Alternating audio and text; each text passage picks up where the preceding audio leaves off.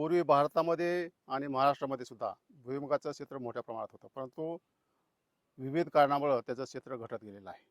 फार मोजके शेतकरी भुईमुगाचं पीक आणि आपण आज अशा गावामध्ये आलेलो आहोत आणि अशा शेतकऱ्याकडे आलेलो आहोत की गेल्या 22 वर्षापासून ते कंटिन्युअस भुईमुगाचं पीक घेतात. रबी आणि उन्हाळी असे 2 सीझनमध्ये ते भुईमुगाचं पीक घेतात आणि भुईमुगाचं ते बीजोत्पादन पण घेतात आणि रेकॉर्ड उत्पादन घेतात. हे त्यांनी त्यांच्या नावावर अनेक रेकॉर्ड आहेत आणि रेकॉर्ड केल्यामुळे त्यांना अनेक पुरस्कार पण भेटलेले आहेत. तर अशा शेतकऱ्याची आपण भुईमुगाच्या लागवडीविषयी सविस्तर माहिती घेणार आहोत. आपल्याकडे दरवर्षी भुईमुग असतो. हो. तर साधारणतः किती एकर असतो भुईमुग तुम्ही आणि कधीपासून घेताय? मी भुईमुग हे जवळपास 2001 पासून घेतोय. हां. आता जवळजवळ 22 वर्ष मला भुईमुगात झालेत घेऊन. हां. आणि मी दोन्ही हंगामात घेतो, रबी आणि उन्हाळी. रबीमध्ये माझं साधारणतः 10 एकर, कधी 15 एकर, कधी 12 एकर असं क्षेत्र असते, 10 एकरापेक्षा जास्त. हं. आणि उन्हाळीमध्ये माझं लागवड क्षेत्र जवळपास 20 ते 25 एकर असतं. बर. तर ह्याच्यामध्ये ज्या जाती घेतल्या जातात भुईमुगाच्या, त्या भुईमुगाच्या कोणत्या कोणत्या जाती घेता तुम्ही? याच्यामध्ये मी सर्व भाभा अणुसंशोधन केंद्र मुंबई हां. यांनी तयार केलेल्या आणि आपल्या कृषी विद्यापीठांनी प्रसारित केलेले जी वाणं आहेत हां. त्या वाणांचाच मी लागवड करतो. कोणत्या त्या व्हरायट्या? तर याच्यामध्ये TAG 24 आहे, हां. TAG 73 आहे, TLG 45 आहे, TG 51 आहे, TG 37 आहे. बर. हे एवढे वाण घेतो. दोन हंगामामध्ये घेण्याचं कारण काय? तर स्वतःचं बियाणं तयार होणं फार गरजेचं आहे, कारण चांगलं बियाणं जर स्वतः शेतकऱ्यांनी तयार केलं हां. तरच ते उत्पादनाच्या त्या पातळ्या गाठू शकतात. हं. आणि भुईमुगामध्ये नेमकं हेच होतंय की शेतकऱ्यांना शुद्ध बीज मिळत नाही. म्हणजे बियाणाची शुद्धता ही फार महत्वाची आहे. हो सर. आणि भुईमुगाचा मेन प्रॉब्लेम जो आहे तो सीड चेन मधली प्युरिटी मेंटेन न झाल्यामुळं बऱ्याचदा मिक्सर येत असं म्हणणं आहे तुमचं. मिक्सचर. मग ती मिक्सचर येऊ नये, प्युअर सीड मिळावं म्हणून तुम्ही असे 2 हंगामामध्ये घेता. दोन. रब्बीमध्ये घेता. हो. रब्बीचं बियाणं मग पुन्हा उन्हाळी वापरतो. उन्हाळ्यात वापरता. हो. आणि ते उन्हाळ्याच्या नंतरचं पुन्हा पुढच्या रबीमध्ये. रब्बीमध्ये हो. प्युअर. हो. तुमचं जे उत्पादन तुम्ही रेकॉर्ड उत्पादन घेतलेले अनेकदा आपण पेपरला वाचलेलं आहे, दूरदर्शनवर ऐकलेलं आहे. काय उत्पादन काय आलेलं आहे आणि कोणत्या सीझन जास्त येते? नाही, उत्पादनात सीझन म्हणाल तर रब्बीपेक्षा उन्हाळी सीझन मध्ये उत्पादन चांगलं येतं. बर. आणि रब्बीमध्ये फक्त आपण चांगल्या प्रकारे बीजोत्पादन करून त्याचा वापर उन्हाळीसाठी करण्यासाठी उपयोग करतो. पण तुमच्याकडे रेकॉर्ड उत्पादन घेणारे शेतकरी म्हणून पाहिलं जाते. हो. तुमच्या प्लॉटवर शासनाने पीक कापणी प्रयोग घेतला होता. हो सर. आणि या पीक कापणी प्रयोगात मोठे मोठे कृषीमधले अधिकारी होते, हो. विद्यापीठाचे शास्त्रज्ञ होते. हो. तर हे कधी घेतला होता आणि किती उत्पन्न आलं होतं? अं, हे काय आहे? सर्टिफिकेट आहे का? याचं सर्टिफिकेट आहे. जिल्हा अधीक्षक कृषी अधिकारी परभणी परभणी. यांनी प्रमाणपत्र दिलेलं आहे तुम्हाला. हो. काय दिलं हे? हे म्हणजे आपण 30/5/2004 रोजी एक आपल्या शेतावर कृषी मेळावा आयोजित केला होता. पीक कापणी प्रयोग झाला त्यावेळेस होता. रॅन्डम पद्धतीने जो आपल्या कार्यालयाने जो प्लॉट घेतला होता हा. तो 1 आर क्षेत्रातील ओल्या शेंगाचे वजन. हा. तर याच्यामध्ये माझ्याकडे TPG 41 हा. या वाणाचे ओल्या शेंगाचे वजन 170 किलो आले आणि TG 26 या वाणाचे 156 किलो आले ओल्या शेंगाचं. ओले शेंगाचे. म्हणजे रेकॉर्ड उत्पादन काढले तुम्ही. हा. रेकॉर्ड उत्पादन काढण्यामागं तुम्ही एक तुमची लागवड पद्धत विकसित केलेली, ही कोणती पद्धत? आम्ही एक घुगे पॅटर्न म्हणून एक लागवड पद्धत विकसित केली हा. की भुईमुगाचा घुगे पॅटर्न. हा. याच्यामध्ये कसं आहे की आपण ओळीतील आणि झाडातील अंतराची संकल्पना मांडून हा. एक झाडाची जास्तीत जास्त संख्या 1 एकर मध्ये कशी ठेवता येईल किंवा ठेवल्या जाते हा. याच्यासाठी एक आमचा पॅटर्न तयार केलेला आहे. म्हणजे प्रति एकरी झाडाची संख्या तुम्ही फिक्स केलेली आहे, तेवढी आलेच पाहिजे की तुमचं उत्पादन वाढतंय. वाढते. बऱ्याचदा काय होतं की शेतकरी तेवढं प्लांट पॉप्युलेशन म्हणजे तेवढी झाडाची संख्या ठेवत ठेवत नाहीत, त्यामुळे त्याचं उत्पादन कमी येते. कमी आहे. तर ही मग कसंही मेंटेन करतात ते सांगा ना. कसा पॅटर्न आहे? थोडंसं मी वाणाबद्दल कसा इकडे आलो. हा. तर मग 24 मध्ये जसं की आपण आपलं रेग्युलर डिस्टन्स आहेत विद्यापीठाचे हा. 30 सेंटीमीटर बाय 10 सेंटीमीटर किंवा मोठा वाण असेल, थोडासा सेमी स्प्रेड असेल, निमपसऱ्या वगैरे असेल तर समजा 45 सेंटीमीटर बाय 10 सेंटीमीटर. हा. पण जेव्हा मी हे भाभा अणुसंशोधन केंद्राने हे जे विकसित केलेली जी वाणं आहेत त्यांचं ज्यावेळेस मी माझ्या शेतावर यांचं एक हे बघितलं किंवा यांना किती अंतर दिलं तर याच्यामध्ये किती झाडाची संख्या वाढू शकते. तर हे कसं आहे, हे वाणं स्पॅनिश बंच म्युटंट असल्यामुळं ह्यांच्यामध्ये मुळाशी शेंगा असण्याचा सर्वात महत्वाचा गुणधर्म उपटे आहे. आहेत का ते? हा, उपटे आहेत. उपटे, हा. स्पॅनिश बंच सरळ वाढतात थोडे. सरळ वाढणारी आणि हा. उपटे आहेत. हा. तर ह्याच्यामध्ये सर्वात महत्वाची गोष्ट की ह्यांच्या मुळाशी शेंग लागत असल्यामुळे याच्यामध्ये आपल्याला असं दिसून आलं की ह्याच्यामध्ये स्कोप आहे आपल्याला झाडाची संख्या वाढवण्यामध्ये. हा. मग आम्ही त्याचे TAG 24चे हा. सुरुवातीला TAG 24 TG 26चे प्रयोग केले. हा. आणि हे प्रयोग करत असताना आम्ही कमीत कमी वेगवेगळे वर्षी वेगवेगळे अंतर केले. हा. त्याच्यातून असं एक शेवटपर्यंत आलो की बाबा TG 26 आणि TAG 24 ह्याचं ओळीतील अंतर तुम्ही 20 सेंटीमीटर जरी ठेवलं हा. आणि झाडातील अंतर 10 सेंटीमीटर जरी ठेवलं तरीही या झाडाचं उत्पादन, वाणांचं उत्पादन चांगलं येतं. कृषी विद्यापीठाची शिफारस 30 सेंटीमीटर ओळीमधलं आहे आणि 10 सेंटीमीटर झाड झाडामधलं. म्हणजे तुमचं म्हणणं आहे की ह्या दोन व्हरायटीला कमी केलं कमी केलं तरी तरी चालतंय, चालतं. ओळीतलं. हो. बर. तर सर मी याचे उत्पादन म्हणजे 28, 26, 24, 22.5 आणि 20 म्हणजे असे दरवर्षी 2-2 सेंटीमीटरनं कमी करून मी त्याची उत्पादनं घेतलेली आहेत. हा. तर आपल्या लक्षात येईल की त्याच्यात उत्पादनात झाडाची संख्या जशी जशी वाढत गेली हा. तसं तसं उत्पादनाचं वाढत गेलं. बर. आणि मग ते एका ठराविक ठिकाणी म्हणजे 20 सेंटीमीटर पेक्षा कमी अधिक केलं नाही हा. मी की तिथपर्यंत चांगले उत्पादन येतं. मग आता सगळ्या व्हरायटीला 20च ठेवताय का तुम्ही? हा. तर व्हरायटीच्या बाबतीत असं झालं की सगळ्या व्हरायटीसाठी एकच अंतर नाही ठेवता हा. येत. की माझं म्हणणं आहे की शेतकऱ्यांनी कुठल्याही बघत असताना म्हणजे झाड कसं वाढतं, त्याला शेंगा कुठं लागतात, हा. त्याची उंची किती आहे हा.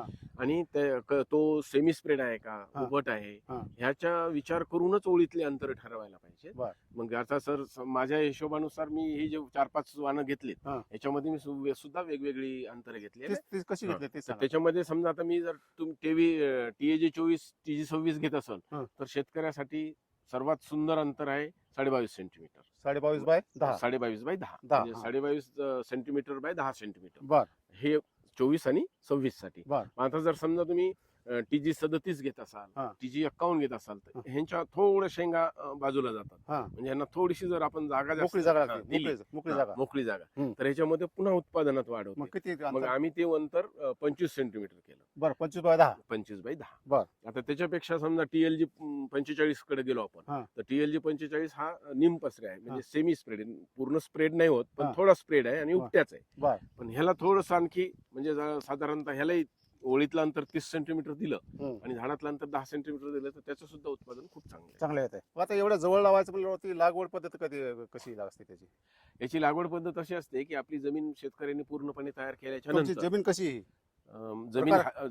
जमीन भुईमुगासाठी आपल्याला हलकी ते मध्यम स्वरूपाची हा. आणि पाण्याचा उत्तम निचरा होणारी जमीन पाहिजे. हा. आपल्याला भुईमुग घेत असताना चिकट किंवा आवळणारी जमिनीचा हा. उपयोग करू नये. आता तुमची मध्यम आहे ही. ही मध्यम आहे, बर. हलकी ते ते मध्यम. अंतर कसं मेंटेन करतात? हा. तर याच्यासाठी आम्ही काय करतो की जर समजा आम्ही TAG 24 घेत असाल हा. तर TAG 24 सुद्धा रबी आणि उन्हाळी हा. याच्यामध्ये थोडासा 1-2 डिस्टन्स मध्ये मी नेहमी फरक ठेवत आलो. तो की रबीमध्ये ज्यावेळेस आम्ही ग्राउंडनट घेतो, भुईमुग घेतो, हा. त्यावेळेस आम्ही ओळीतलं अंतर 22.5, 25 असं न ठेवता ओळीतलं अंतर हे जवळजवळ 30 सेंटीमीटरच ठेवतो. 30 कारण- सेंटीमीटर वाढवता. वाढवतो. हा. त्याचं कारण काय असतं की हे थोडंसं पावसाळ्यात थोडंसं रब्बी आणि थोडंसं व्हेजिटेटिव्ह ग्रोथ होते हा. आणि दुसरं महत्वाचं की बा तणबिणं जर झाली हा. तर लोक कोळपण्या करता आल्या पाहिजेत, बर. म्हणजे हे त्रास होऊ नये म्हणून थोडंसं आम्ही रबी मध्ये वाढवता. वाढवतो. 30 सेंटीमीटर ठेवता. हा. 30 आणि बाय 10 30 बाय 10. हा. उन्हाळीमध्ये हे कमी करतो आम्ही. कमी करता. म्हणजे पूर्वी 24 सांगितल्याप्रमाणे. हा मी सांगितल्याप्रमाणे जसं बरोबर. 24-26 ला हा, वेगळं हा. आणि 37 ला आणि 45 ला. आता मला भुईमुग लावायचा आहे, हा. तर मला सुरुवातीपासून काय काय तयार करावं लागेल? तर भुईमुग जर लागवड तयार करायची असेल तर सुरुवातीला भुईमुगाची ती एक सर्वात महत्वाची गोष्ट आहे, ती म्हणजे जमिनीची निवड. हा. जमिनीच्या निवडीमध्ये मी सांगितल्याप्रमाणे हलक्या ते मध्यम स्वरूपाची आणि पाण्याचा उत्तम निचरा होणारी जमीन असणं आवश्यक आहे. बर. ह्या प्रकारच्या जमिनी भुईमुगाच्या उत्पादनासाठी, अधिक उत्पादनासाठी खूप फायदेशीर आहे. बर. त्याच्यानंतर दुसरी बाब येते ती वाणांची निवड. हम्म. वाणांच्या निवडीमध्ये काय होतं की वाण कोणता निवडावा, हम्म. तर शेतकऱ्यांनी कसं आहे की शेतकऱ्याच्या पीक नियोजनात बसणारा हम्म. आणि अधिक उत्पादन क्षमता असणाऱ्या वाणाची निवड केली पाहिजे. हम्म. म्हणजे ज्याच्यामध्ये उत्पादन क्षमता चांगली आहे हम्म. आणि तो आपल्या नियोजनात बसतो, बर. अशी वाणं भाभा अनुसंशोधन केंद्र मुंबई हम्म. आणि विद्यापीठ हम्म. या दोघांच्या माध्यमातून जे प्रसारित वाणं झालेली आहेत, हा. TAG 24, हा. TG 26, हा. TLG 45, TPG 41, हा. TAG 73 हा. ह्या वाणाचा वापर करायला पाहिजे. ह्याला वाहनाचे किती बियाणं किती लागतं? याच्यानंतर येतो तो बियाणाचा प्रकार. हम्म. ह्याच्यामध्ये कसं आहे की आपण जर समजा 25 बाय 10 सेंटीमीटरवर लागवड केली हा. आणि तसंही बियाणं किती लागावं हम्म. हे दुसरा एक महत्वाचा भाग असतो तो शेतकऱ्यांना तो म्हणजे 100 दाण्याच्या वजनावर अवलंबून असतो बरोबर. की बाबा आपण 100 दाण्याचं वजन किती आहे हा. त्याच्यावर सुद्धा बी किती लागतं हा. हे डिपेंड आहे. हा. तर त्याच्या प्रकारे ओळीतली अंतर हा. आता जर समजा आमच्या प्रकारे ह्या प्रकारची वाणं घेतली तुम्ही हा. तर ह्याच्यामध्ये साधारणतः 80 किलोच्या आसपास किंवा 80 किलोपेक्षा थोडस जास्त एवढं बियाणं पर एकर लागतं. पण आता थोडं रबी मध्ये तर तुमचं अंतर जास्त असतं ना, कमी लागते तिकडे तिथं थोडं कमी लागत असेल, 70 पर्यंत 70 पर्यंत राहील आणि मग उन्हाळ्यामध्ये जास्त बियाणं लागत 80 असेल. 80 त्याला काही बीज प्रक्रिया वगैरे बीज प्रक्रियामध्ये याच्यात कसं आहे बीज प्रक्रिया ही भुईमुगासाठी अत्यंत महत्वाची गोष्ट हा. आहे की शेतकरी तिथे काय करतो की तिथे थोडासा आळस किंवा अज्ञान किंवा माहिती नसणे हम्म. किंवा कंटाळा अशा गोष्टी करतो हम्म. आणि त्याच्यामध्ये बीज प्रक्रिया ही याच्यामुळे महत्वाची आहे की बीज प्रक्रियेमध्ये सुरुवातीला हम्म. FIR हम्म. हा फॉर्म्युला वापरायचा. हम्म. F म्हणजे सुरुवातीला बियाणाचं फंजीसाईड वापरायचं. हम्म. नंतर बियाणाला आता बियाणं बीज प्रक्रिया करताना काय करायचं हम्म. हे आपण सावलीत बीज प्रक्रिया करायची. हम्म. एका गोणपटावर घ्यायचं हम्म. जेवढं बियाणं आपण पहिल्यांदा 20 किलो किंवा 30 किलो जे काही आपण ठरवलेलं माप आहे हा. ते घ्यायचं. हा. त्याच्या प्रमाणात जे औषधी आहेत हा. त्याच्यापैकी फंजीसाईड सुरुवातीला त्याला तुम्ही कोणतं लावून वापरता? घालवायचं. त्याच्यासाठी आम्ही एव्हरगोल नावाचं वापरतो. प्युअर गोल्ड वापरता. बर, एव्हरगोल किती वापरतो ग्राम? मी. तर हे एव्हरगोल एका 1 किलो बियाला 1 ग्राम 1 ग्राम. हम्म. बर. या प्रमाणे लावतो आणि त्याच्यासोबत हा. गावचो मिक्स करतो. हा. ते गावचो 1 किलो बियाला 2 ग्राम हा. 2 ml हा. म्हणजे मग ते 1 मिली 2 मिली आणि ते गोणपटावर- दोन्ही गोणपटावर एकत्र करून असं हलवायचं. जे आम्ही 30 किलोचं घेतो 30 किलोला हे सर्व दोन्ही त्या प्रमाणात घेतो त्या प्रमाणात त्याच्यात 100 मिली पाणी टाकतो हम्म. आणि त्याच्यानंतर ते चांगलं गोणपटावर हलवून सावलीत वाळवतो. बर. एक प्रक्रिया झाल्याच्या नंतर हा. हे वाळवल्याच्या नंतर आता ज्यावेळेस आपण बियाणं लागवडीला नेतोय हम्म. त्यावेळेस आपण PSB रायझोबियम किंवा हम्म. आपल्या विद्यापीठाचं परभणी विद्यापीठाचं जे मिळतं ते रायझोफॉस हम्म. रायझोफॉस सुद्धा आपण हे करू शकतो. वापरू शकतो. त्याच्यानंतर लगेच रायझोफॉसची प्रक्रिया करायची जैविकची. पण ही दोन बीज प्रक्रियेमध्ये काय काय मध्ये वेळ घालत असाल ना? फंजीसाईड इन्सेक्टिसाईड लावलं हा. त्याच्यानंतर ते बियाणं सावलीत सुकू द्यायचं. हा. त्याच्यानंतर आपण ज्यावेळेस लागवड करायची हा. त्यावेळेस लेटेस्ट आपण जैविक करणं आणि लागवडीला लागवडीला करणे हे म्हणजे एवढं. हे आधी करून ठेवली तरी चालते. हे बाकी तुम्ही आधी करू जे रासायनिक रासायनिक. हम्म. त्याचे मग काही त्याच्यामध्ये जैविक मध्ये कुठले कुठले वापरता म्हणले? जैविक मध्ये आपण सध्या आता विद्यापीठानं लिक्विड मध्ये केलेलं हा, आहे. जैविक संघ आहे हा. किंवा हा. रायझोबियम आहे. रायझोबियम आणि PSB हा. हे दोन्ही एकत्र करून रायझोफॉस म्हणून आमचं विद्यापीठ परभणी विद्यापीठ देतं. वसंतराव नाईक कृषी विद्यापीठ बरोबर आहे. वसंतराव नाईक कृषी विद्यापीठ परभणी देतं हा. रायझोफॉस म्हणून. हा. ते रायझोफॉस तुम्ही वापरू किती शकता. त्याचं प्रमाण किती? ते सगळं 10 किलोला 25 मिली. बरोबर बरोबर 25 मिली टाकताय. आता बीज प्रक्रियेचं आणखी एक थोडस महत्व मी यासाठी सांगतो की मी 2003 ला नायट्रोजन याचा आम्ही एक प्रयोग केला होता शेतावर आमच्या हम्म. आणि त्याचे हे साहेब DNL राव साहेब सुद्धा स्वतः आले होते विद्यापीठाचे शास्त्रज्ञ होते. पण त्याच्यात आम्ही एक असं हे केलं होतं की त्यावेळेस एकदम स्टरलाइज लँड होते आपल्या हा हा म्हणजे कुठेही PSB रायझोबियमचा वापर होत नव्हता. नव्हतं, हा. आणि नेमका त्यावेळेस आम्ही PSB रायझोबियमचा वापर करून हा. एक असा प्रयोग दाखवला होता की वापरलेला आणि न न वापरलेला वापरलेलं, हा. तर जवळपास 15 ते 20% उत्पादनात फरक पडला. बापरे. म्हणून तर म्हणतो बीज प्रक्रियेमध्ये जैविक प्रक्रियेचं फार महत्व आहे. मग त्याच्यावर ते नत्र स्थिरीकरण करणारे त्याचे गाठी असतात. गाठी असतात त्या गाठीचं प्रमाण वाढते हा. आणि हवेतलं नत्र शोषून घेण्याची प्रक्रिया वाढत असल्यामुळं हा. झाडामध्ये म्हणजे उत्पादनात जैविक बीज प्रक्रिया उत्पन्न वाढीसाठी फार फार महत्वाची आहे. महत्वाची ती करणं गरजेचं आहे. बिलकुल सर. बर. कारण त्याच्याशिवाय हं. हे आपल्याला जर उत्पन्न वाढवायचं असेल हं. ह्या प्रत्येक एक गोष्ट करावं लागेल. प्रत्येक गोष्ट करावी लागेल. याच्यातली ही महत्वाची गोष्ट म्हणजे एका नुसतं चांगली व्हरायटी जात असून उत्पादन वाढत नाही. नाही नाही त्याला सगळ्या एकत्र टेक्नॉलॉजी एकत्र करावं लागतात. येस हा? ते परत- करावं लागतं. तर आणखी एक मला सांगायचं होतं की भुईमुगामध्ये आपण जे वापर करतो किंवा आपण नंतर सांगतो की बा आमच्याकडे भुईमुगावर बुरशी लागते बुरशीने काही झाडं हे जातात मरतात. मरतात तर त्यावेळेसाठी आपण जमिनीमध्ये ट्रायकोडर्माचा वापर करणं सुद्धा फार गरजेचं आहे.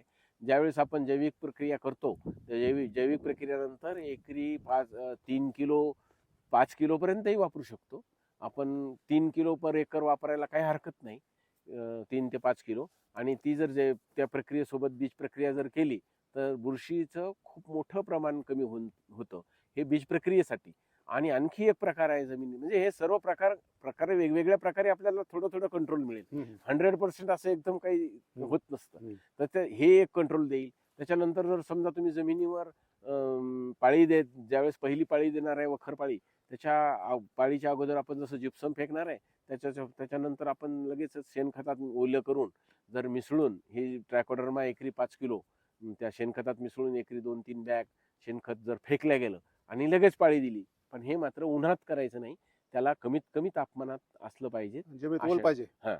जमिनीत ओल असतात. जमिनीत ओल आणि कमी तापमान ओके ओके. असं जर असेल तर ही जमिनीत गेल्यानंतर आणि शेणखतात मिसळलेली असल्यामुळे ती जमिनीत लगेच मिसळून तिचं वाढ सुरू होते आणि बरंचसं बुरशीचं कंट्रोल मिळू शकतं. हा, आता बीज प्रक्रिया झाल्यानंतर तुम्हाला आता लागवड करायची. हा.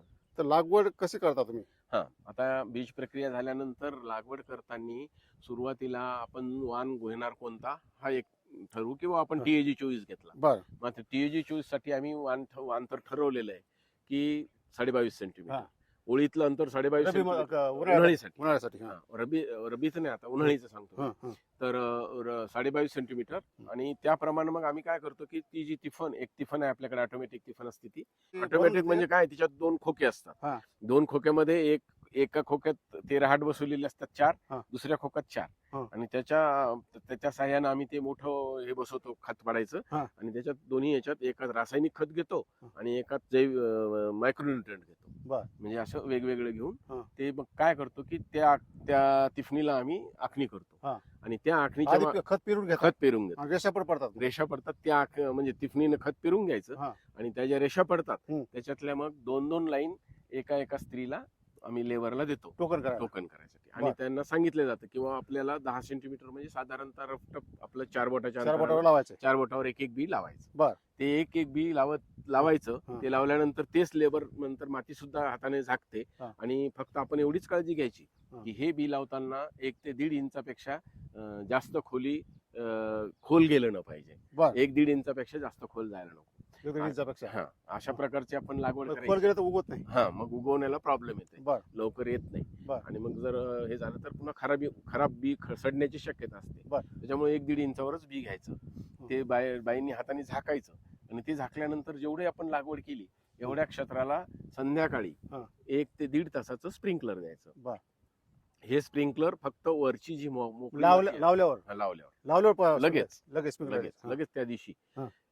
स्प्रिंकलरनं भिजून घ्यायचं. म्हणजे जास्त भिजवायचं नाही. नाही 1 ते 1.5 तास, म्हणजे जी मोकळी माती आपली निघालेली आहे तेवढीच ओली झाली पाहिजे. हा हा. बस. आणि हा. त्याच्यानंतर मग आपण थांबायचं. हा. मग 2-3 दिवस थांबायचं. दुसऱ्या किंवा तिसऱ्या दिवशी पुन्हा एकदा बघायचं की आपल्या जमिनीतल्या आपल्या मगदुराप्रमाणे ती ओल कमी अधिक होत असते. बरोबर. त्याप्रमाणे जर समजा आपली ओल किती आहे, आपल्या बियाणावर ओल आहे का, हम्म. याची आपण बघून घेतलं हम्म. तर आपण साधारणतः दुसऱ्या तिसऱ्या दिवशी पुन्हा एक रोटेशन हम्म. 1-1.5 तासाचं द्यायचं. बर. हे 2 रोटेशन झाल्याच्या नंतर हा. मग तिसऱ्या रोटेशनच्या वेळेस पुन्हा आपण तेच बघायचं बर. किंवा आता गरज आहे का. हा. आणि आता त्यावेळेस तुम्हाला ते कोंब सुटलेले असतील हा. तर आपली जमिनीचा पापुद्रा वर आलेला उचलायला आहे का. हा. आणि हे जर व्यवस्थित होत असेल किंवा त्याला काही हा. टणकपणा वगैरे येत नसेल हम्म. तर मग पाणी देण्याची आवश्यकता नाही. परंतु हम्म. तरीही एक हलकं पाणी पुन्हा तिसऱ्या वेळेस द्यायचं, म्हणजे कोंब वर याला. कोंब यायला सोपं जातं. हा. असे 3 पाणी दिल्यानंतर तुमची पूर्णपणे उगवण होते. किती दिवसात होते उगवण? साधारणतः ही उगवण हे म्हणजे कसं तापमानावर अवलंबून हा. आहे. पण समजा थंडी असेल हा. त्यावेळेस हा. थोडंसं थंडीचं प्रमाण जास्त असेल तर साधारणतः 10 ते 11 दिवसामध्ये टोटल भुईमुग निघून येतो. 8 दिवसापासून की सुरू. आता तुमचा रबीचा पेरडीचा सीझन कधी प्रॉपर आहे आणि उन्हाळीचा कधी आहे? हा. कधी करावं लागवड? आम्ही म्हणतो 1 सप्टेंबर ते 30 सप्टेंबर हा रबीचा पिरियड आहे. हा. पण पूर्ण महिना चालतं. हम्म. पण मी जे वेगवेगळे प्रयोग करून मला जे अनुभवलं हम्म. किंवा 1 ते 10 सप्टेंबरला काय होतं, हम्म. 10 सप्टेंबर ते 20 सप्टेंबरला काय होतं किंवा 20 सप्टेंबर ते 30 सप्टेंबरला सुद्धा काय होतं. हम्म. म्हणजे या 10 दिवसाच्या इंटरव्हल मध्ये सुद्धा उत्पादनावर फरक होतो. बरं. हे मी पण बारकाईने पाहिलं. बरं. त्याच्यामुळे मी म्हणजे असं एकदम विश्वासाने सांगा सांगू ना, शकतो सांगा किंवा कसं- काय काय होतं? हा, म्हणजे सुरुवातीच्या काळामध्ये जर तुम्ही 1 सप्टेंबर ते 10 सप्टेंबर मध्ये लागवड केली हा. तर तिचं उत्पादन हे 20 सप्टेंबर किंवा 20 सप्टेंबरच्या पुढच्या वेळेस जे लागवड केली जाते त्याच्यापेक्षा जास्त येतं. जास्त येतं. बरं. कारण ह्याला काय असतं, मध्ये जर थंडी किंवा हवामान तसंच जर राहिलं हा. व्यवस्थित तर कमी अधिक पिरियड मिळतो. हा. म्हणजे हा जो पिरियड आहे हा. आता आपल्याला ऑक्टोबर हिटचा याचा हा, हा हा. परिणाम मिळालेला पाहिजे. हा. त्याच्यामुळे जर समजा आपण पुढे गेलो, आपण 20 सप्टेंबरला गेलो हम्म. तर 20 सप्टेंबर म्हणजे आपल्याला दिवस फक्त पुढचे 10 त्याच्यातून जर गेले, हा. 30 सप्टेंबरला गेलो तर आणखी 10 दिवस कमी होतात. हा. आणि मग पुढचा कालावधी त्याला कमी मिळतो. हा. 10 सप्टेंबरच्या कालावधीत काय होतं की पुढचे 20 दिवस त्याला मिळतात हे. हा. आणि ऑक्टोबरचे पूर्ण म्हणजे तेवढ्या काळामध्ये त्याचं जे आऱ्या आणि अंडे सुटायचं प्रमाण आहे हम्म. त्याचं प्रमाण खूप वाढतं. हम्म. त्याच्यामुळे 1 ते 10 सप्टेंबर मध्ये जास्त. खतं पण तुम्ही देत असाल? हो. खत कसं आहे याच्यामध्ये? हा, म्हणजे याच्यामध्ये रासायनिक खताचं जे प्रमाण आहे हं. ते 20-60-40 हं. NPK, हं. म्हणजे 20-60-40 हं. असा ग्रेड घेतो आपण. हं. पण त्याच्यातून बॅग मधून सांगायचं झालं हं. तर साधारणतः 10-26-26च्या 2 बॅग घेतो मी. हं. सिंगल सुपर फॉस्फेटच्या 4 बॅग घेतो. अर्धी बॅग अमोनियम सल्फेटची घेतो, अर्धी बॅग पोटॅशची घेतो एकरी? एकरी. हे कधी हे- द्यायचं पाहिजे? हे सर्व आपण लागवड लागवडीच्या करायच्या अगोदर सगळंच? करायचं. म्हणजे याला जास्त सल्फर जास्त लागतं, म्हणजे सल्फर हो, आणि आता single super phosphate. Single super phosphate मधून सल्फर मिळते. हा, आणि आता phosphorus पुढचे पण मिळते. आता हे झालं आपले NPK. हा. पण याच्या सोबतच सूक्ष्म अन्नद्रव्याची सुद्धा कोणतं गरज घेतात? आहे. कोणतं घेतात? हा, तर याच्यामध्ये आपण सूक्ष्म अन्नद्रव्य झिंक, फेरस, मॅग्नेशियम, बोरॉन आणि सल्फर. ते प्रमाण किती असतं? हा, तर याच्यामध्ये आपण झिंक साधारणतः 10 किलो घेतो एकरी? एकरी. हा. फेरस साधारणतः 15 किलो. हा. Boron 3 kilo. हं. त्याच्यानंतर मॅग्नेशियम 10 किलो हं. आणि सल्फर 10 किलो. हे सगळे वेगवेगळे घेतात का मिक्स असलेले घेतात? आता ह्याचे दोन्ही प्रकार आजकाल आहेत. हा. वेगवेगळे घेतलात तरी चालते हा. आणि मिक्स घेतलं तरी चालते. चालतंय. हो. मग पण ते फक्त पेराच्या आधीच लावायचं? पेरायच्या अगोदर घ्यायचं की ही खतं मायक्रोन्युट्रिएंट्स अवेलेबिलिटी वाढवण्यासाठी थोडंसं आपल्याकडे शेणाचा चुरा केलेलं बारीक खत शेणखत शेणखत असेल असेल? तर शेणखतामध्ये मिक्स करून जर घेतलं हा. मग याच्यात काय होतं की आपण एकरी 2-3 बॅग शेणखत घ्यायचं हा. आणि त्याच्यामध्ये हे मायक्रोन्युट्रिएंट्स टोटल मिक्स करायचे हा. आणि ते वेगळ्या डब्यात टाकायचे. बरं, आणि तुम्ही आता सिंचनाचं व्यवस्थापन कसं राहतं? किती पाणी लागतं त्याला? सगळं तुम्ही पाट पाणी देता का स्प्रिंकलर का ठिबक, काय आहे?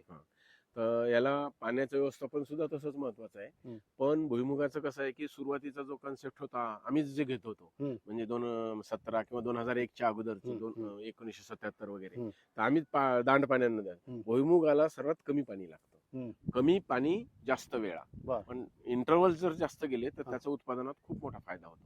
बरं. त्याच्यामुळं ही पद्धत आपण कुठं करू शकतो? हं. कमी पाणी जास्त वेळा तर हं. फक्त स्प्रिंकलरनं करू शकतो. बरं. म्हणून आम्ही याच्यासाठी स्प्रिंकलरचा वापर करतो. आता पाण्याच्या पाळ्या किती द्यायला पाहिजे हा. तर हे थोडंसं आपल्या जमिनीनुसार आहे. जमीन, वातावरण. ते तुमचं हं. कमी अधिक पाळ्या. फक्त भुईमुगाच्या पाणी व्यवस्थापनामध्ये एकच कटाक्ष शेतकऱ्यांनी लक्ष ठेवायचं, हं. भुईमुग सुकू द्यायचा नाही, सुकू द्यायचं नाही. वाळू द्यायचं नाही आणि जास्त पाणी द्यायचं आणि नाही. पाणी जास्तही द्यायचं हा. नाही. म्हणजे भुईमुगाची नेहमी कंडिशन ही तुमची वापसा कंडिशन असली पाहिजे. वापसा कंडिशन असलं पाहिजे. बरं. वापसा कंडिशन मध्ये त्याचं करेक्ट. तुमच्या भुईमुगामध्ये मला तण फार कमी दिसत आहेत, हं. नसल्यासारखेच आहेत. हं. मग आता ही तुम्ही जवळ पण लावलंय, तण बी नाहीत, काय प्रकार आहे? कसं हं. काय करता control? तणाचं कंट्रोलिंग कसं आहे की तसं तर आम्ही हे जमीन आहे एक तर शेतकरी रबीमध्ये आम्ही जे वापरतो हा. ते साधारणतः ऑगस्ट पर्यंत आमचं रिकामच असतं, खाली ठेवलेलं असतं. म्हणजे त्याच्यावर खरीपामध्ये काय घेत नाही तुम्ही? काही घेत नाही. हं. त्याच्यावर आम्ही बैलाच्या पाळ्या वगैरे हे घेऊन एकदम त्यावेळेस हं. 2-3 पाळ्या जे काही वेळ हं. मिळेल तेवढ्या वेळात ते तयार ठेवतो. हं. त्याच्यानंतर किंवा मग जर समजा हं. आता काही वर्ष मी हे सुद्धा केलं हं. की मुगासारखं उडदासारखं कमी दिवसाचं पीक सुद्धा घेता येतं. हं. पण त्याची पेरणी मात्र तुम्हाला 15 जूनच्या अगोदर व्हायला पाहिजे. बरं बरं. जर 15 जूनच्या अगोदर तुमची पेरणी जर झाली मूग किंवा उडदाची हं. तर ते पीक घेऊनही तुम्ही रबी भुईमूग घेऊ शकता. घेऊ शकता. किंवा तसं जर होत नसेल तर हं. मग आपल्याला जेवढं ज्या शेतकऱ्याला उन्हाळी भुईमुगाचं पुढे घ्यायचं आहे बी हं. किंवा जेवढं क्षेत्र आहे तेवढ्या बियाणापुरतं तरी त्यांनी तेवढी लागवड रबीमध्ये बरं. केली पाहिजे. हं. आता हे झाल्याच्या नंतर आम्ही काय करतो, ज्यावेळेस आम्ही लागवड करतो, लागवड केल्याच्या नंतर ज्यावेळेस आम्ही पहिलं पाणी देतो, हं. हे पहिलं पाणी दिलं की लगेच आम्ही त्याच्यावर स्ट्रॉंग आर्म फवारणी करतो. स्ट्रॉंग आर्मची फवारणी करतो. ओके. एक पाकिट 1 एकर लावा. स्ट्रॉंग आर्म हा, कधी strong arm. कधी लावा पडता मला ते? हे लगेच आपण लागवड झाली ते लगेच आणि मारून टाकायचं. पाणी दिलं, हा. ओल आली म्हणजे आपण स्प्रिंकलरनं पाणी दिलं, ओली लागवड- जमीन पाहिजे त्याला. ओली जमीन पाहिजे, पाणी दिलं हा. की लगेच त्याच्या मागणं फवारणी करून घ्यायची. बरं, मग तेवढं वेळीसाठी तेवढं एकच वापरता? हा, विडीसाईड मग तेवढे तरी किती दिवस प्री हे इमर्जन्सी प्री इमर्जन्स मध्ये वापरतो. किती दिवस त्याला तण येत नाही मग? तर हे साधारणतः 30 ते 40 दिवस, 30 दिवस म्हणजे 40-45 दिवस, 30 दिवसाच्या पुढे. हं. म्हणजे कसं असतं सर, हं. भुईमुगामध्ये जर आपण प्री इमर्जन्स नाही वापरलं हं. तर काय होतं की शेतकऱ्यामध्ये प्री इमर्जन्स नाही वापरलं आणि आपण पोस्ट इमर्जन्स कडे गेलो हं. तर त्याची आपण पोस्ट इमर्जन्स वापरायला 22 दिवसापेक्षा जास्त कालावधी पाहणे, पुन्हा ती जमीन हा. तणाने हे होणे, मग लेबर न मिळणे, हा. किंवा मग त्याच्यात आपण कोळपीने चालवतो. तर आता आमचं कसं आहे, झाडाच्या संख्येचं हा, गणित आहे हा, हे सगळं. हा, हा. तर आम्ही झाड उगवल्यानंतर एकही झाड मरणं हा. हे म्हणजे आम्हाला परवडणार नाही. बरोबर. म्हणून आम्ही त्याची काळजी घेण्यासाठी हम्म. आम्ही मध्ये प्री इमर्जन्सी मारतात. प्री इमर्जन्स मारतो. पोस्ट इमर्जन्सी इमर्जन्सी थापरे पण आहेत मारतात हो, लोकं बरेचसे. घेता येते. मग त्यावेळेस मग मजूर मिळतो न मिळतो काय हा, त्यावेळी घेतात आणि बाल म्हणजे लहान अवस्थेमध्ये बाळ अवस्थामध्ये जर भुईमुगाने मार खाल्ला हा. तर पुढे त्याच्या उत्पादनावर खूप बरोबर. परिणाम होतो. मग आता 30-40 दिवसानंतर पुन्हा काय तण येतात. तर हे नंतर काय करतो आपण, हे झालं उगवण पूर्ण आलं, उगवण पूर्ण आल्याच्या नंतर काय करायचं, एक शेतकऱ्यांनी मधल्या काळामध्ये कोळपणी करून घ्यायची. तुम्ही एवढे लहान लहान आहेत का कोळप हा, तुमच्याकडे आहेत? हा, कोळपणी ते सांगतो ना हा. मग. तर हे आता आपलं अंतर कमी आहे. हम्म. मग लोक म्हणतात काय, तर आम्ही काय करतो की आता आपल्याला झाडाची संख्या ठेवायची आहे. हम्म. हा आमचा कन्सेप्ट आहे तो झाडाची संख्या. हम्म. मग आम्ही त्यावेळेस लहान झाडं असतात, छोटे छोटे झाडं असतात, हम्म. बैलाच्या सहाय्यानं कोळप चाललं तर बैलाच्या पायानं सुद्धा भुईमुगाची हा. झाडं मोडतात. हा, एक हा, हा. किंवा बैल चालताना पासेनं सुद्धा हा. भुईमुग निघू शकतो. हा. एक एक झाड कमी होऊ शकतं. हा. आपण कलावणीवर गेलो, वळलो, हा, हा. तिकडे पण झाडं जाऊ शकतात. बरं. मग हे सगळं टाळायचं असन तर त्याच्यासाठी सायकल कोळप्यानं कोळपणी करायची. ते माणसाने ओढायचं का असं माणसाने हाताने लोटायचं, लोटायचं नाही, हा. असं लोटायचं. पुढे पुढे चालायचं पुढे पुढे म्हणजे आपल्या पुढे असं सरळ चालायचं. बरं बरं बरं. असं चाललं हा. की मस्त चालते ते. आणि छोटं तणच नसते त्यावेळेस, हा. पण ती एक असं छोटीशी तरी लहान लहान असतं. असली तरी ती लगेच संपून जाते. संपवत जातात. हे 30 दिवसाच्या तशात सायकल आपण हे कोळप्याने करता करायचं. पुन्हा पुन्हा गरज नाही पुन्हा नाही, एकदा वाढ झाली की पुन्हा तण मग येतं. नाही येत नाही तण. हा. पण पुढचे सांगतो ना, पुढे हा. कसं करावं लागतं हा. पुन्हा. हा. मग पुन्हा पुन्हा कसं तण कंट्रोल हा. होतं हे सांगतो मग. हा. किंवा लोक म्हणतात आमचे प्लॉट पाहिल्यावर तुमच्याकडे कसं तण कंट्रोल होतं. हम्म. आता याला एकदा सायकल कोळप केलेलं आहे. हम्म. याला सायकल कोळप केल्याच्या नंतर 40-45 दिवसांनी पुन्हा आऱ्या वगैरे घुसायच्या अगोदर, हम्म. म्हणजे जस्ट आता आरी सुटणं सुरू झाली हम्म. की मग आम्ही पुन्हा एकदा बघतो. हम्म. आता आऱ्या सुटणं झाल्या हम्म. की मग काय करतो की जी तिफन आपण याच्यात खत पेरायला वापरलेली आहे हम्म. त्याच तिफनीला त्याच्या फणाला दोऱ्या गुंडाळतो. हम्म. आणि त्याच्या अगोदरचं एक ऑपरेशन सांगतो हम्म. की त्याच्या अगोदरचं ऑपरेशन, आता आपण जर भर द्यायची थोडक्यात, हम्म. त्याच्या अगोदर आपण एकरी जिप्समचा वापर, बरं. जिप्सम हा जो हा. प्रकार आहे, हा. हा, तर या भुईमुगामध्ये जिप्सम अत्यंत महत्वाचा घटक आहे. बरं बरं.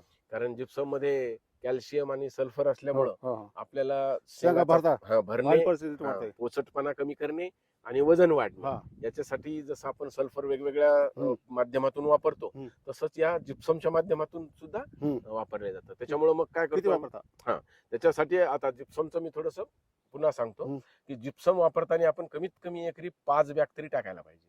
किती किलोच्या 50 किलोच्या, म्हणजे 250 किलो 250 किलो पर एकर. एकरी. कसं कधी टाकायचं आता याचे 2 पद्धती आहेत. हं. एक तर सुरुवातीला ज्यावेळेस आपलं रान वापशावर येतं हं. आणि आपण पेरणीच्याला तयार करतो, हं. त्याच्या अगोदरची जी पाळी घालतो हं. त्या पाळीच्या अगोदर जमिनीवर पसरून द्यायचे 2 बॅग, 2 टाक हा. आणि त्याच्यानंतर बैलाची पाळी घालायची आणि त्याचं मिक्स करायचं. मिक्स केलं, पाळी घातली मिक्स होते, हं. आणि त्याच्यानंतर आपल्या त्या तिफनीनं काकर पाडून हं. घ्यायची. हा हं. तेव्हाचा प्रकार झाला. हं. त्याच्यानंतरचा आहे तो हं. जेव्हा आऱ्या सुटणं सुरू होते, हा. कळतं आपल्याला की आता हे बघा. आणि सर हे दिसतं कसं आहे, हा. दररोज Observation. observation. तुम्ही काय मग observation म्हणाल हा. कधी बघा 45 दिवस कधी नाही, नाही. फेकायचं, तसं नाही. हा. हे तुम्ही पाहायला पाहिजे की हं. आता आपली आरी सुटणं सुरू झाली. पहिली एक आरी जरी कुठं दिसली, कुठल्याही झाडाच्या कुठल्याही याला आरी दिसली, अरे आता आऱ्या सुटणं सुरू झालंय, की लगेच मजुराच्या सहाय्याने काय करायचं, एकरी 2-3 बॅग, हं. 3 बॅग जरी टाकल्या तुम्ही तरी चालते. हं. मग एकरी 3 बॅग जिप्सम पुन्हा 2 ओळीमध्ये पसरून द्यायचं. हाताने हाताने असं बरं. पसरून द्यायचं. हा शिपडायचं. हा. आणि त्याच्यानंतर काय करायचं, हं. ही आता आपली सायकल कोळप झालं, म्हणजे तण कसं कंट्रोल हा. होतं, सायकल कोळप झालं, हं. मग त्याच्यात तण मधलं फाट्यातलं हा. तण गेलं. हं. त्याच्यानंतर आपण काय केलं की आता हे जिप्सम फेकलं. हा. जिप्सम फेकल्याच्या नंतर आपण जे तिफन फिरवणार आहे, ज्या हा. तिफनीने आपण काकडं ओढलीत हा. किंवा ज्या मार्किंग हा. केलं, तीच तिफन बोंद्रे गुंडाळायची हा. आणि तीच तिफन 2 त्या तासामधून फिरवायची. हा. आता आपण जिप्सम टाकलेलं हा. आहे आणि ती तिफन काय करेल, हं. ती तिफन 2 काम करेल. हा. एक तर ती तुमची माती सुद्धा जमिनीतली हं. झाडांच्या मुळाला लावील, हं. आणि ह्या मातीमध्ये आपण पुढे जिप्सम टाकलेले हा. ते जिप्सम सुद्धा झाडाच्या मुळाशी जाईल. बर. म्हणजे एकदम साधं आणि सोपं काम. बर. एका बैलाच्या त्या तिफनीच्या सहाय्यानं नुसतं भर द्यायची. आता साधारणतः कधी हे 35-40 दिवसाचे बरं, त्याचे. बरं. म्हणजे ज्यावेळेस आपली आरी सुटणं होते हा. त्यावेळेस त्याच्या अगोदर समजा. त्याच्या जस्ट अगोदर. हा. त्याच्यानंतर मग कल्टिवेशन आपल्याला कोणतं करायचं आरी आल्यानंतर काय नाही, करायचं? नाही. त्याच्या अगोदरच एक आहे. मग हे आपण तशा पद्धतीनं एकदा भर बसते. आता भर लोक भर तर हे आपोआप भरही होते त्याला. हा. तसं वेगळी भर या वाहनांसाठी आवश्यकच नाही. उपट्या. हो. यांच्यामध्ये तुम्हाला असं ड्रम फिरवणे हा. किंवा हाताने माती लावणे हा. हे कुठलाही प्रकार करायची गरज गरज नाही. नाही. कारण मुळाशी शेंग असल्यामुळं हा. याच्या शेंगामध्ये मुळाशीच शेंग लागते आणि अनायसेच आपण जी तिफन फिरवणार आहे ती जिप्सम आणि त्याचा फायदा होतो. बरोबर. हे झाल्याच्या नंतर काय होतं, पुन्हा आपण एक पाण्याचं रोटेशन दिलं. हम्म. आता पाण्याचं रोटेशन दिल्याच्या नंतर काय झालं की जी काही थोडीफार तण असतात हा. ती एक 8-10-12 दिवसात पुन्हा थोडी थोडी मोठी व्हायला लागते. हम्म. ती कुठं मोठं ती आपण काय म्हणू त्याच्याला कणाळानच असते, हा, हा. झाडाच्या तासानच असते, तासानच असतात. मध्ये काही तण उगवत नाही. कारण हा. आता बघा एकदा कोळपणी झाली, एकदा ही तिफन फिरली, हा. त्याच्यामुळे मध्ये तण राहतं. नाहीच आहे. आता राहिलं ते जे झाडाच्या मध्ये येणारं ओळीतलं, हा. तर आपली झाडाची संख्याच मुळात कशी आहे सर, हम्म. 4-4 बोटावर बी आहे. त्याच्यामुळे झाडाची एवढी दाटी आहे की इथे बियाणाला तणाला निघायला फार कमी वाव असतो. हा. आणि मग त्याच्यातून एखादं कुठं जर दिसलं हा. तर तेवढं फक्त आपल्या मजुराच्या हाताने एक एक काढून घ्यायचं. उपटून घ्यायचं. बरोबर. सेकंड अटेम्प्टला आम्ही हा. पुन्हा काही तणनाशक वगैरे काय वापरत वापरत नाही. बरं. आणि त्या पद्धतीने कंट्रोल होतो. रोग किडीविषयी रोग किडीविषयी मध्ये भुईमुगावर महत्वाच्या 3 ते 4 रोग किडी येतात. हा. त्याच्यामध्ये म्हणजे आळी, पानं खाणारी आळी, पानं गुंडाळणारी गुंडाळणारी आळी, हा. आणि एक लवकरचा टिका आणि उशिराचा टिका हा. आणि तांबेरा, हा. हे 4-5 रोग जर आपण कंट्रोल केले हा. तर हे होऊन जातं. आता हे जे तुम्ही बघत आहे हा उशिराचा येणारा टिका आहे. उशिराचा येणार काय टिका आहे. आणि लवकर येणार दिसतो का कुठं? नाही, तो आम्ही म्हणजे आलेलाच आहे, म्हणजे हा. कंट्रोल झालेला आहे. Control झालेला त्याचे दिवस निघून गेले. हा. हे आता हे लेट आलेले आहे. हे लेट आलेलं असते काय? हो. आता तांबेराचा आहे का कुठं? नाही, तांबेरा नाहीये त्याच्यावर. आता सध्या तांबेरा नाही तुमच्या? नाहीच नाही. हा? हा. फक्त टिक्का दिसतोय आणि सध्या. तांबेरा. बरं. म्हणजे टिकाच आहे सध्या. हा. पानं खाणारी आळी सुद्धा नाहीये हा. जास्त प्रमाणात. बरं. आणि हे वरच्यावर औषध वापरून कंट्रोल केलेलं हा. आहे. ते म्हणजे येणं सुरू झालेलं दिसलं हा. की स्प्रे घ्यायचं, येणं सुरू झालेलं दिसलं हा. की स्प्रे घ्यायचं. म्हणजे की बुरशीनाशक आणि कीटकनाशक कीटकनाशक हे दोन्हीचा तुम्ही साधारणतः किती फवारणी होत असतात? साधारणतः 3 ते 4 फवारण्या करावं लागतात. 3 ते 4 फवारणी. याच्यामध्ये औषधं सांगायची असतील हा. ना तर मी सांगतो तुम्हाला, रस शोषण करणाऱ्या किडीसाठी आपण मावा, तुडतुडे. हे सर्व आले हा, त्याच्यात. हा. आता आपण त्याच्यातून कोणते घेऊ शकता, ॲसिटामॅप्रिड घेऊ शकता, ऍक्टरा एकदा घेऊ शकता, एकदा कॉन्फिडॉर म्हणजे ते इमिडाक्लोप्रिड घेऊ शकता. म्हणजे 3 प्रकारचे 3 वेगवेगळ्या वेळेस वापरले, पालटून. आलटून पालटून. हम्म. त्याच्यानंतर हे झालं रस शोषण करणाऱ्या किडीसाठी. आता समजा आपण म्हणलो टिका तांबेऱ्यासाठी सुरुवातीला तुम्ही साफ सारखं घेऊ शकता 22-45. त्याच्यानंतर तुम्ही स्कोअर घेऊ शकता, टिल्ट घेऊ शकता, त्याच्यानंतर ओपेरा घेऊ शकता. ह्या बुरशीनाशकाने हे सगळं कंट्रोल होतं. बरोबर. आणि कीटकनाशकासाठी आपण काय वेगवेगळे औषध आहे, इमामेक्टिन बेन्झोएट आहे, किंवा फारच आळी असेल तर मग कोराजेन सुद्धा वापरू शकता. बरोबर. बरं, सगळ्यात जास्त कीड किंवा रोग कोणता सांगता येईल जास्त तुम्हाला त्रास देतो? याच्यामध्ये सर्वच रोग किडी थोडा येतात. हा. उन्हाळ्यामध्ये थोड्या कमी येतात, पण रबीमध्ये जास्त टिका येतो जास्त. हा, बरोबर. आणि टिका येतो. महत्वाचा टिका जर कंट्रोल नाही झाला किंवा टिक्क्यावर जर शेतकऱ्यांनी कंट्रोल नाही हा. मिळवलं तर 100% उत्पादनात जवळपास 40-50% घट होऊ शकते. बरोबर. टिक्का सगळ्यात महत्वाचा रोग आहे. आणि या कारण कसं रबीमध्ये ढगाळ वातावरण हा. होणं, नेहमी हा. सारखं पाऊस वातावरण होणं, पोषक वातावरण. पोषक वातावरण. उन्हाळ्यामध्ये तेवढा त्रास नाही. बरोबर. आता काढणीचं कसं आहे, म्हणजे कधी काढणीचं म्हणजे आता हे कसं आहे, आता भुईमुगाच्या दिवसावर गेलो आपण तर काही व्हरायटीज कशा आहेत, समजा आपण TG51 अर्ली म्हणजे लवकर येणारी व्हरायटी आहे. ही साधारणतः उन्हाळ्यामध्ये 100 ते 105 दिवसात तयार होते. हिवाळ्यामध्ये सुद्धा 100 दिवसात तयार होते.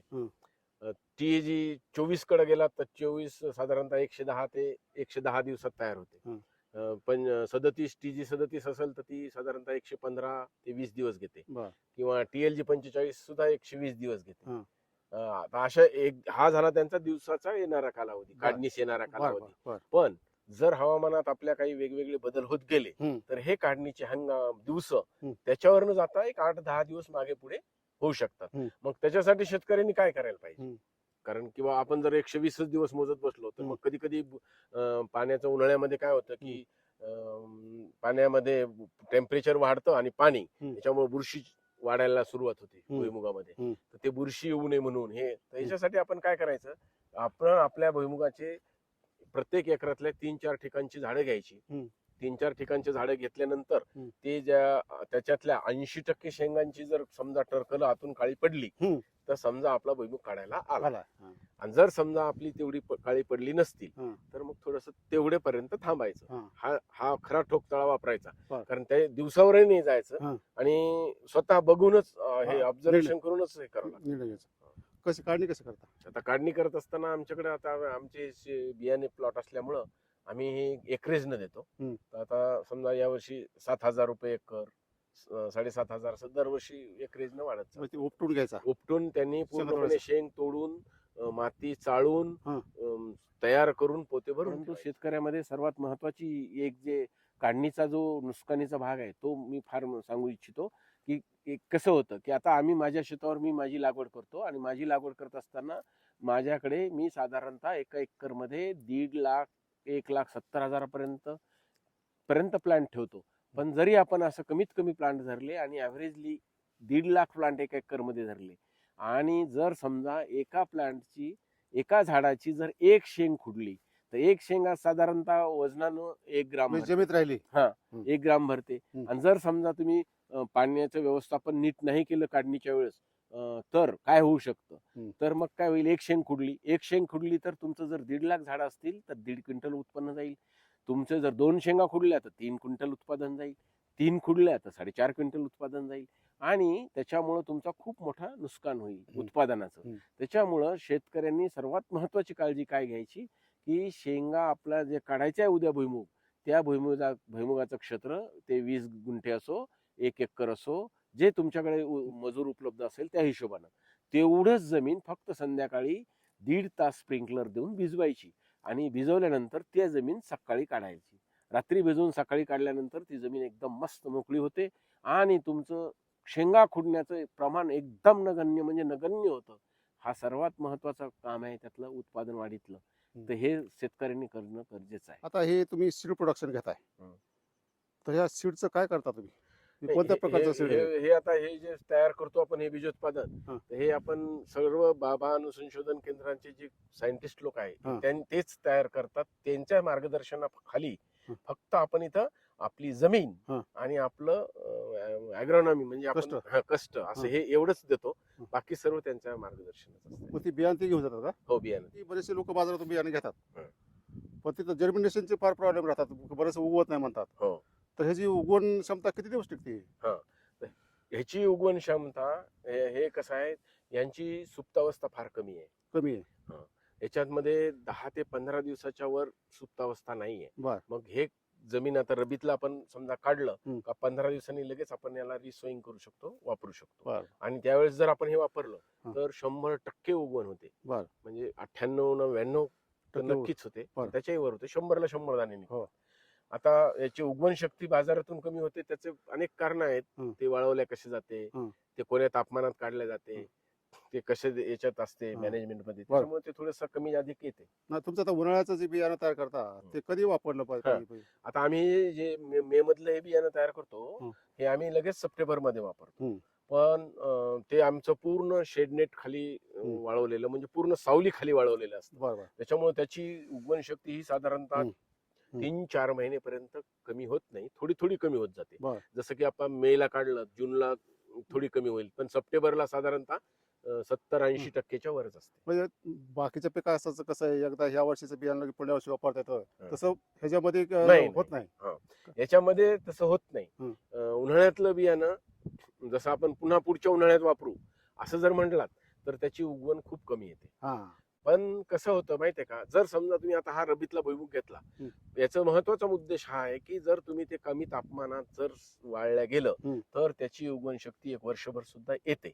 परंतु ते वाळवताना असणारं तापमान हे महत्वाचं आहे. आता समजा आपण ह्या रब्बीतलं बियाणं असं म्हटलं किंवा पुढच्या रब्बीत वापरू तर 100% तुम्हाला 60-70% वरच जर्मिनेशन देते.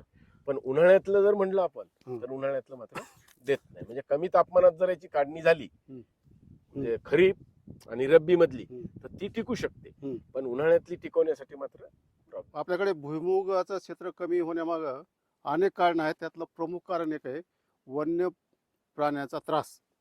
बरोबर आहे. त्यामुळे बऱ्याचशा गावामध्ये भुईमुग घेणं सोडून दिले. पण तुमच्याकडे हा त्रास असताना पण तुम्ही कसं काय भुईमुग घेता मला फार आश्चर्य वाटतंय. आमच्याकडे सुद्धा वन्य प्राण्याचा त्रास आहे. हा. जेव्हा आमच्याकडे वन्य प्राण्यामध्ये रानडुक्कर हम्म. आणि थोडेफार वानर आहे. हा.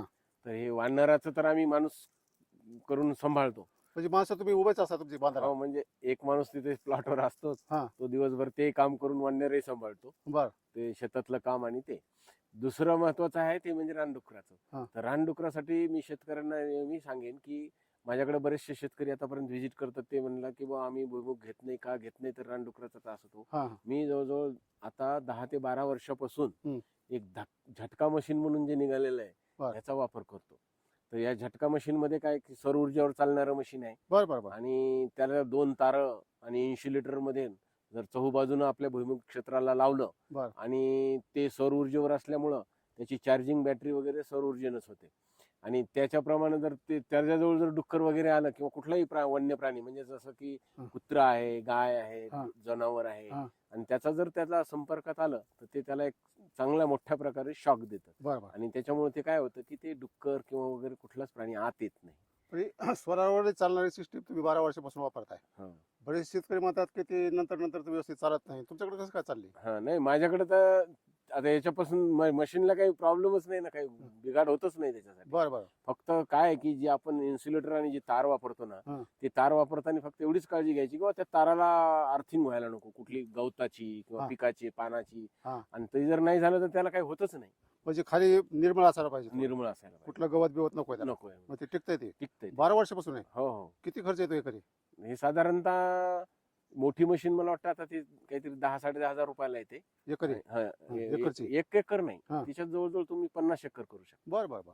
एरिया कितीही करू शकता. बर. म्हणजे 50 एकर मोठ्या मशीन मध्ये हा. आणि हे छोट्या मशीन मध्ये साधारणतः ती आहे ती 5,000ची येते. बर बर. ते 20-25 तुमची एकर. कितीची? माझी मोठी आहे पण ती 50 एकरावाली. 50 एकरावाली. तुम्हाला सर्वसाधारणपणे वाळलेल्या शेंगा आणि शेंगदाणे याचं एकरी उत्पादन किती येत आहे? आता शेंगदाणे म्हणून तसं नाही आम्ही केलेलं हा. अजून, परंतु आम्ही ह्या शेंगा ज्यावेळेस बियाणाला देतो ग्रेडिंग मध्ये, हा. तर हे आम्ही यांची पूर्णपणे वाळवून चांगले वाळवल्याच्या नंतर त्याची साफसुथरा करून त्याची नंतर ग्रेडिंग मशीन मधून ग्रेडिंग करतो. बर. आणि त्याचं प्रमाण हे साधारणतः 74 पासून 78 पर्यंत सेलिंग असतं त्याचं. या सेलिंगनं आम्ही ते मटेरियल विकतो. म्हणजे काय शेअरिंग म्हणजे काय? सेलिंग म्हणजे साधारणतः 1 किलो शेंगामध्ये 740 पासून 780 पर्यंत ग्राम ग्राम शेंगदाणे. शेंगदाणे. बर बर.